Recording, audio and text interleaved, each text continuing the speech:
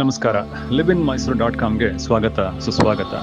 ನಾನು ಇವತ್ತು ನಿಮಗೆ ಕರ್ಕೊಂಡು ಹೋಗ್ತಿರೋ ಬಡಾವಣೆ ಹೆಸರು MS ರಾಮಯ್ಯ ಬಡಾವಣೆ ಅಂದ್ಬಿಟ್ಟು ಅಂತ.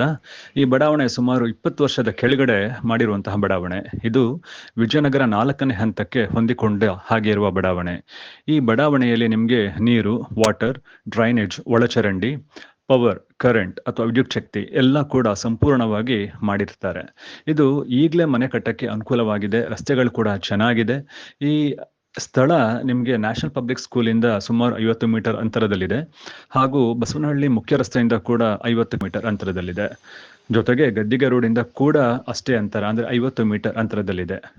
ಇಲ್ಲಿ ನಾನು ನಿಮ್ಗೆ ಹೇಳುತ್ತಿರುವ ನಿವೇಶನ 50-80 ಅಂದ್ರೆ 4,000 ಚದರಡಿ. ಈ ನಿವೇಶನ ಸೌತ್ ವೆಸ್ಟ್ ಅಂದ್ರೆ ಪಶ್ಚಿಮ ಮತ್ತು ದಕ್ಷಿಣ ಕಾರ್ನರ್ ಮೂಲೆ ನಿವೇಶನ ಅಂತ ಹೇಳಕ್ಕೆ ಇಷ್ಟಪಡ್ತೀನಿ.